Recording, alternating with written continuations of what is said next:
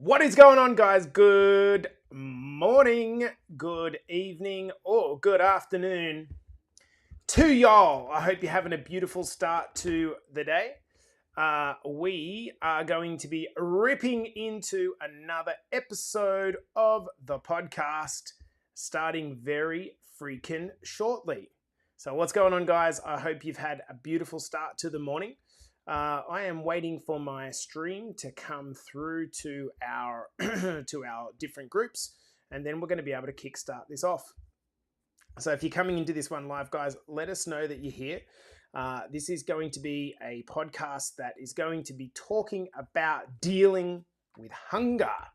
So we are pumping this. Look, Facebook's, of course, being a little bit slow for me. So just trying to bring up the streams, guys. And if you're coming into this one live, you know the drill. You know the drill. Happy Monday to everyone. I hope you're having a beautiful start to your week.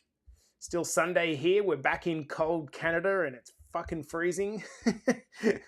But that's how we play it, isn't it? It's how we play it. So, guys, we're going to start this episode up in 2 minutes. Just making sure we have the lives across the group, and we're going to be starting this little training. So let us know if you're here, guys. You know the drill. Yeah, just checking. We're in the men's group. We're good. And make sure that we're in the women's group. Yep, we're good. So we're making sure that we've got this stream playing across all of them. Guys, we are going to kick this off in 1 minute. So let us know if you are here live. Obviously, it's a little bit out of sync, this live stream, which is completely cool. I'm just wanting to give you guys some value because I know that this has been a question that so many people have had over the course of the last week. So I wanted to make sure that we get in here and address it. So we are going to be ripping into this one in 30 seconds, team. And let us know as well, if you have any questions over the course of the podcast, just please ask them in and I will certainly answer the questions at the end of the podcast, making sure that we clear off anything you guys would love to talk more about. As it is, all the ladies are streaming in. Hey, Kylie girl, what's going on? Hey, Lisa, I hope you're good. Hey, Emma. What's happening, mate? Kayla's here as well. Good morning, or afternoon it should be. Hey, Kath, how are you, girlfriend? Lovely to welcome you into our academy, Kath. Hello, Tez. The alarm clock, I love it, mate. All right, guys. Hey, Jules. Hey, JJ. All the crew is around. I love it. All right, I'm going to bring in our Instagram audience, and then we are going to count this in. So let's get started, guys, on the count of 5, 4, 3, 2, and 1. Welcome back to the Better Body Academy podcast. This is the podcast that you come to when you are sick of the dumb diets and unsustainable workout programs. We're going to be talking in this episode about how to navigate hunger, because this is a challenge. We've got a ton of questions come in over the last sort of week to a week and a half. I don't know if it's because all of our Aussie clients are starting to get to summer and they're like, oh, going to be bikini weather soon. I don't know. It could be that. Who knows? But I wanted to address it. I don't think I've ever done a podcast on this topic before, and it's very, very relevant. So the question is, what do you do when on your fitness journey, which is predominantly about maintaining your muscle mass and starting to lose some body fat? What do you do when you start to get a little bit hungry on the way?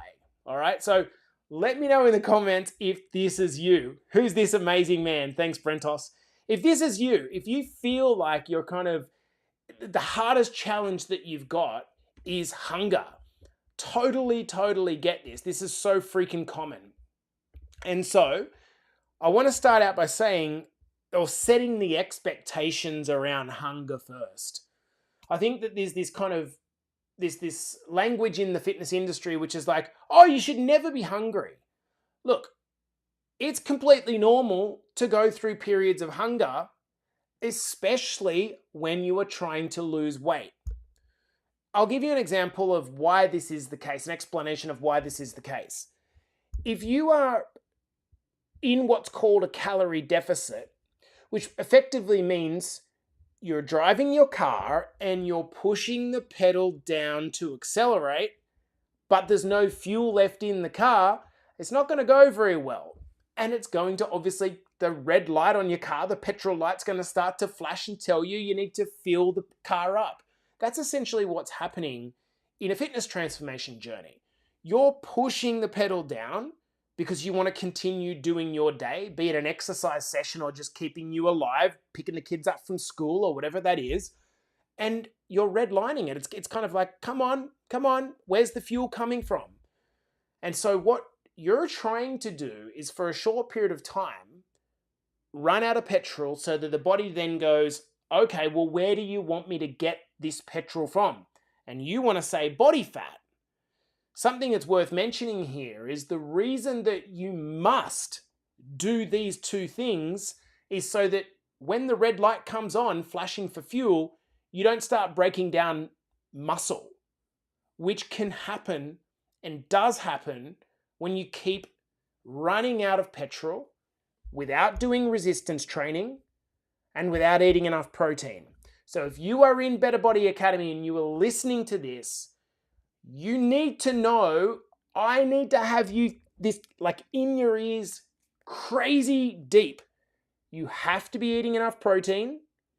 You have to be doing resistance training of some kind if you want to preserve your muscle mass and make sure that the weight that you're losing on the scale is fat and not muscle. Because if you keep losing muscle, what ends up happening is your metabolism starts to slow down as well, because muscle is the thing that burns the most amount of calories, the most amount of fuel. So now that we've got that out of the way, we understand that, okay, it's normal to feel a bit of hunger. The question is, how much hunger should you feel? Well, you should not be starving. You should not be at the point where you are so hungry all the time that, number one, it's unsustainable, because the moment you stop the diet, you're just going to get back to what you were doing before, which is put the weight back on again.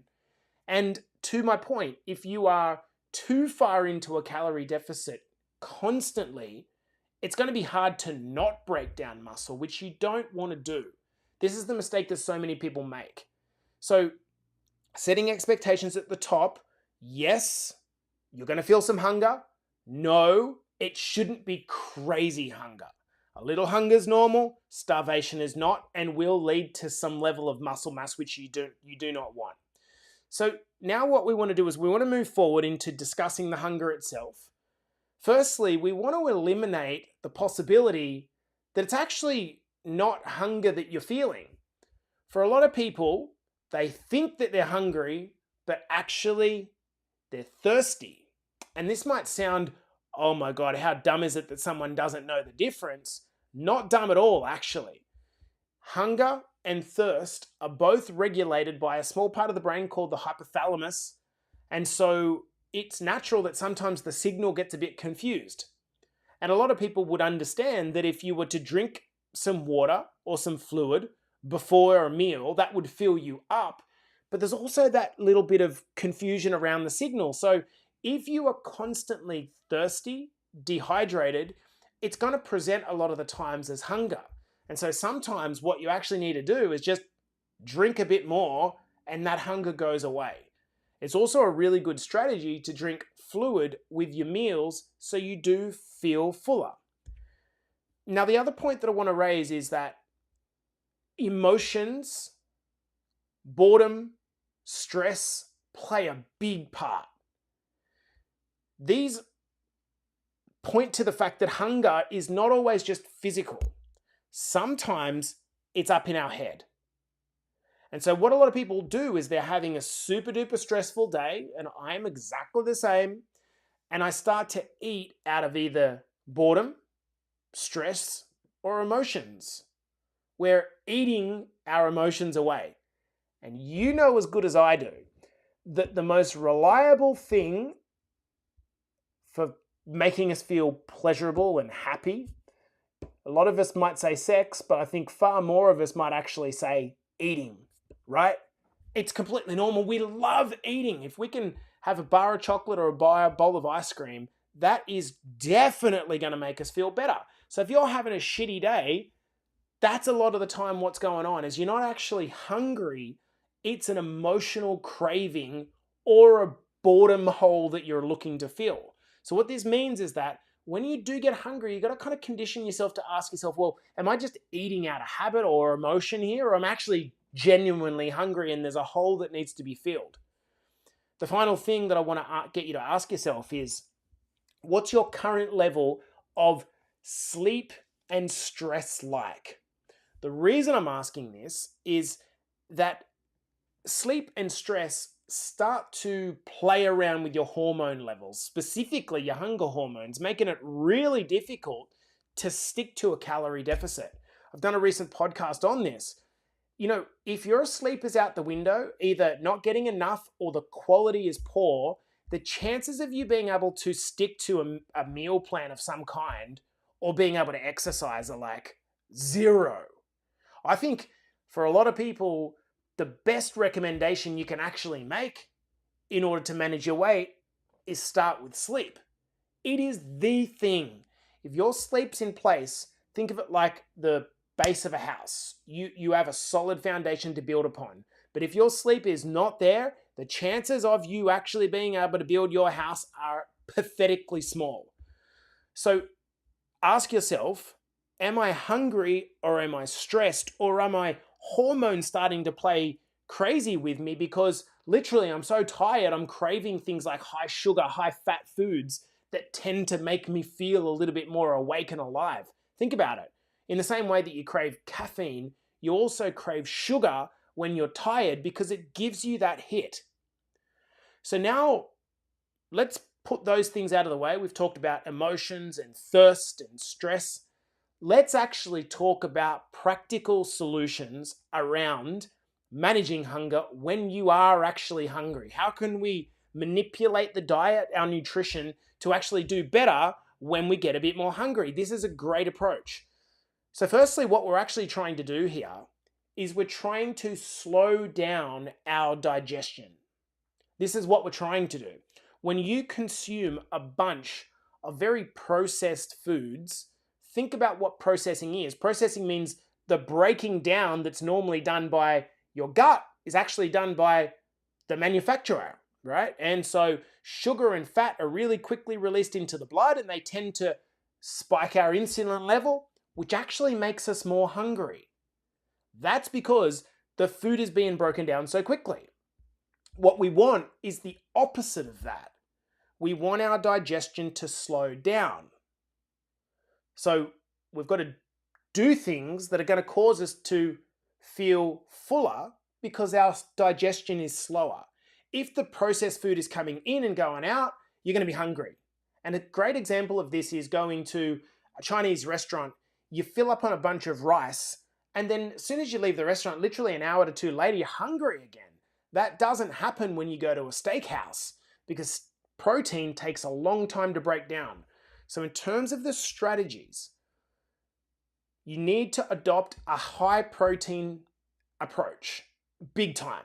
This is the number one way to slow down your digestion. We're talking 150 to 200 grams of protein per day. By the way, to those of you that are thinking, oh, I eat 200 grams of chicken at lunch or dinner. No, you eat 200 grams of meat, of which about 80% of that's water. So in 200 grams of chicken, you're only going to get about 30 to 40 grams of protein. It's really important you know the difference there. So number one is you have to adopt a high protein diet. Now, my recommendation is absolutely that you should spread your protein over the course of a day. Does it matter if you don't? It's not as important as hitting the total protein target. But if you spread your protein over the course of a day, what will actually happen, and particularly starting with a high protein breakfast, what will happen is that when the protein's at the start of the day, you're not going to go through these periods of where you've just had kind of processed carbohydrate foods that are making you hungry and dealing with the kind of spikes in your energy level all day. Instead, you're starting the day with a nice protein-rich breakfast, which is satiating you for longer. Then when you have lunch, you're having more protein in there, which is satiating you for longer. So the gaps are minimal in between. Does this make sense? Number 2, as a strategy to slow down your digestion, is to focus on including more fiber-rich foods. What are fiber-rich foods? These are foods, typically plant-based foods, or actually exclusively plant-based foods. You don't find fiber in meat. And so it's going to be things like really kind of crunchy vegetables. The one that always comes to mind for me, probably because it's my favorite and I love it, is broccoli. I absolutely love it. And so whatever it is for you, whatever veggies you typically like, I'm not talking about the starchy type veggies. I'm talking about broccoli and kind of cabbages and even lots of fruit. What happens is these foods are really high in fiber, and so therefore they slow your digestion down and fill you up for longer. The third strategy, so when we're thinking about foods that slow the gut down, we're thinking about high protein, high fiber, high volume. What does high volume mean? It means foods that are very high in water, foods that fill you up. I'm just going to go back to what I said at the start. When you're thirsty, often that presents as feeling hungry. But on the same account, if you want to fill yourself up more, well, filling yourself up more on foods that are really high in fluid content is a great way to fill yourself up without too many extra calories. The best way to think about these is fruits, right? Doing things like oranges and bananas and watermelon and pineapple. On the whole, these foods taste sweet, but they're really low in calories compared to having a very cheap processed snack. Probably finally, what I would say is looking at your work schedule or your parenting schedule and trying to match up how you eat against the demands of your day. So as an example, if you know that you are typically in the middle of the day, you don't get a chance to eat. So then what happens is you miss lunch every day, and then every afternoon you're just crazy hungry because you got yourself to the point where you are fucking starving and you tend to overeat. Well, in that circumstance, what we've got to try to do is, before we go into that massive period of work, give ourselves a nice filling, high protein, high fiber, high volume meal, which carries on. The second thing we want to do is think about how we're utilizing snacks, okay? What types of snacks are we actually using in the day? A lot of people say, oh, snacks are my biggest problem. Snacks are actually fantastic if they're used the right way. But if you're snacking on the wrong things, of course, it ends up meaning that your weight starts to go up. So what are you snacking on? If it's snacking on things like beef jerky, for example, or low-fat yogurt, cottage cheese, maybe some cans of tuna, protein bars, protein shakes, again, all these foods fill you up for longer. The final point that I want to raise is to say that you don't have to be in a calorie deficit every day. The benefit of the approach that we talk about in Better Body Academy is that, guess what? You can mix it up, right? You don't have to be in a calorie deficit every single day. Let's say you're in maintenance calories at 2,000 calories to keep it simple. Well, you could eat 3 days at 2,000 calories. You could eat 2 days at 1,800 calories, and then 1 day, which is a little bit of a splurge, which comes towards the weekend, as an example, when you've got something on. The point is that you don't need to be in this like crazy deficit every single day.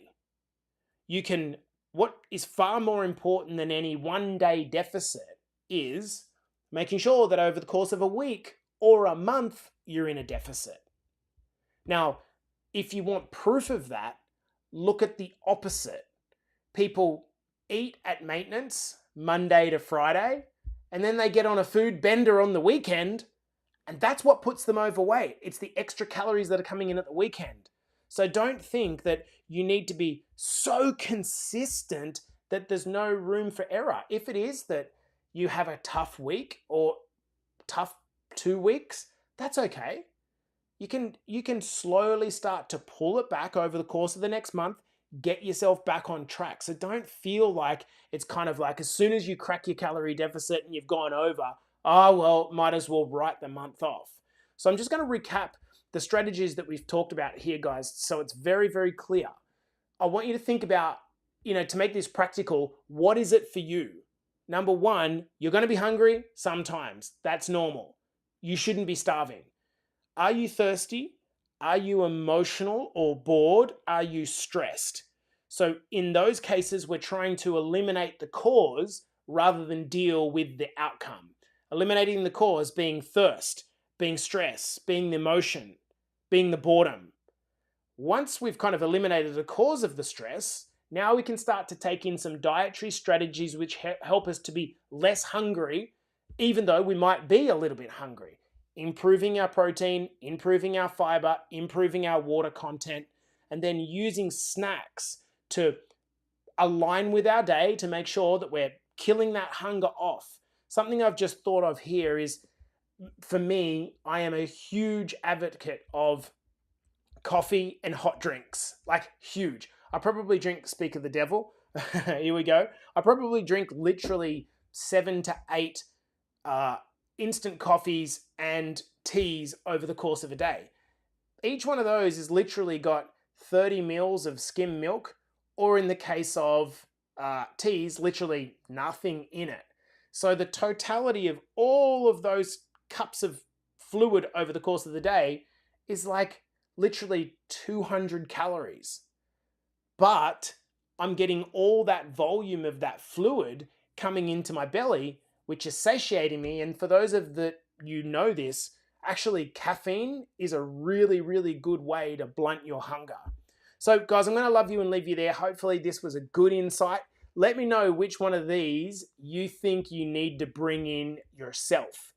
I'm going to guess for a lot of people, it's focusing on increasing the protein intake and spreading it over the course of a day. That will be the most potent strategy.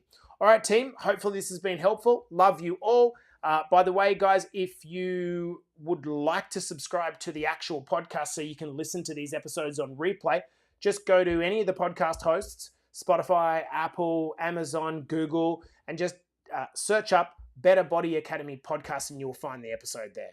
All right, team, peace out. I'll see you in the next episode.